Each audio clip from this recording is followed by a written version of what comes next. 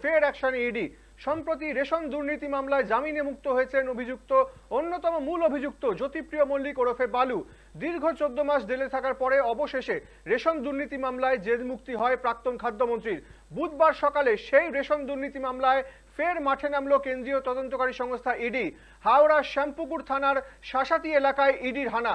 জানা গিয়েছে ধানের ব্যবসায়ী পূর্ণেন্দু জানার বাড়িতে ইডির একটি দল এসে হানা দেয় সাত সকালে। সেইখানে এখনো পর্যন্ত তল্লাশি চলছে এমনটাই খবর, এবং যেই পরিপ্রেক্ষিতে তল্লাশি সেটা রেশন দুর্নীতি কাণ্ডের ধান কেনা বেচা নিয়ে গরমিল পাওয়া গেছে এমনটাই অভিযোগ উঠছে এই ব্যক্তির বিরুদ্ধে। সকাল সকাল ফের অ্যাকশনে ইডি। যে খবরে নজর রাখছিলাম, হাওড়া শ্যামপুকুর থানার শাসাতি এলাকায় ইডির হানা। জানা গিয়েছে ধানের ব্যবসায়ী পূর্ণেন্দু জানার বাড়িতে ইডির তল্লাশি চলছে সকাল থেকেই।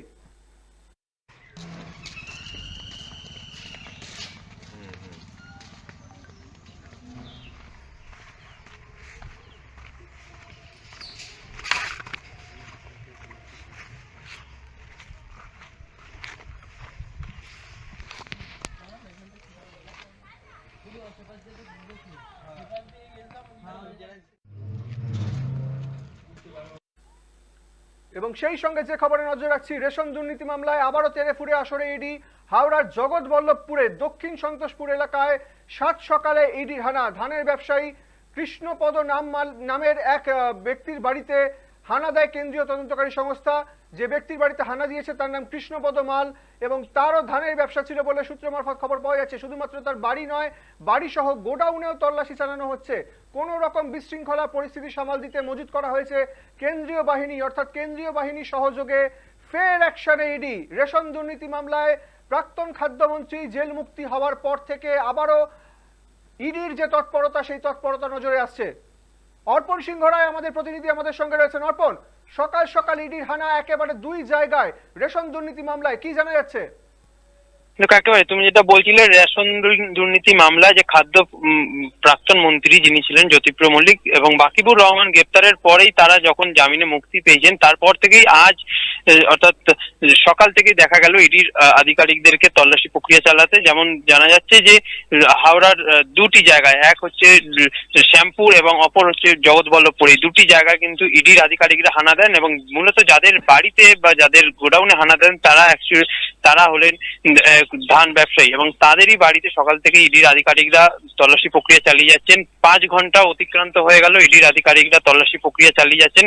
তবে যে এখনো পর্যন্ত যে তথ্য উঠে আসছে, ইডির আধিকারিকরা স্থানীয়রা যেটা জানাচ্ছেন যে এই দুই মানুষজন যারা ছিলেন তারা একেবারেই ভালো মানুষ হিসাবে কিন্তু পরিচিত ছিলেন ওই এলাকায়। তবে তারপরও এই ধরনের ঘটনার সঙ্গে তারা যুক্ত হয়েছে কিনা সেটা একদিকে যেভাবে তদন্ত করা হবে, এবং অপর দিক থেকে এই এলাকায় কিন্তু চাঞ্চল্য ছড়িয়েছে। এবং এখন একেবারে দেখার বিষয় যে ইডির আধিকারিকরা এখান থেকে, অর্থাৎ এই ব্যবসায়ীদের কাছ থেকে নতুন কি তথ্য পান, সেটা কিন্তু এখন বড় একটা চ্যালেঞ্জের ব্যাপার হয়ে দাঁড়িয়েছে। অর্পণ, তোমার কাছে আরো একটা যে প্রশ্ন রাখবো, ঠিক কি কারণে, অর্থাৎ কোন সূত্র মারফত এই রেশন দুর্নীতি মামলায় এই দুই ব্যবসায়ীর নাম জড়ালো, কি তথ্য এখনো পর্যন্ত জানতে পারছো? দেখো, রেশন দুর্নীতি মামলায় যে তথ্য উঠে আসছে, যে রেশন দুর্নীতি মামলায় এই দুই ব্যক্তি অর্থাৎ দুইজনেই কিন্তু হাওড়ার বাসিন্দা, এবং তাদের যে ব্যবসা রয়েছে ধানের, এবং রেশনের সঙ্গে যেহেতু ধানের একটা লিঙ্ক আপ রয়েছে, সেই কারণেই এই দুজনেরই বাড়িতে কিন্তু আর সকাল থেকে তল্লাশি প্রক্রিয়া চালাচ্ছেন। এবং পাশাপাশি তাদের যে গোডাউন রয়েছে সেই গোডাউনেও কিন্তু ইডির আধিকারিকরা তল্লাশি প্রক্রিয়া চালিয়ে যাচ্ছেন। তো সেই কারণেই ইডির আধিকারিকরা এখন প্রায় 5 ঘন্টা। প্রতিনিধি অর্পণ সিংহ রায় আমাদের টেলিফোন লাইনে আমাদের সঙ্গে ছিলেন। প্রতিনিধি, যেমনটা জানাচ্ছিলাম, রেশন দুর্নীতি মামলায় ফের অ্যাকশনে ইডি। একেবারে হাওড়ার দুই জায়গায় তেরে ফুরে তারা মাঠে নামলেন, এবং বাকিবুর রহমান, জ্যোতিপ্রিয় মল্লিক জামিন পাওয়ার পরেই আবারও ফের নতুন তথ্যের সন্ধানে কেন্দ্রীয় তদন্তকারী সংস্থা এনফোর্সমেন্ট ডিরেক্টরেট।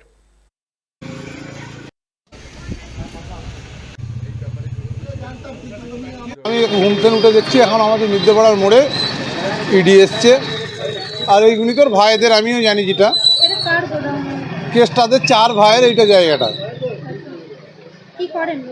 উনি ধানের পাড়া থেকে 2-10 বস্তা করে ধান কিনে ব্যবসা করে, তাছাড়া অন্য কিছু আমি দেখতে পাইনি।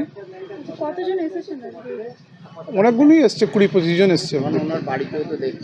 হ্যাঁ, বাড়িতেও আমরাও দেখে এলাম যে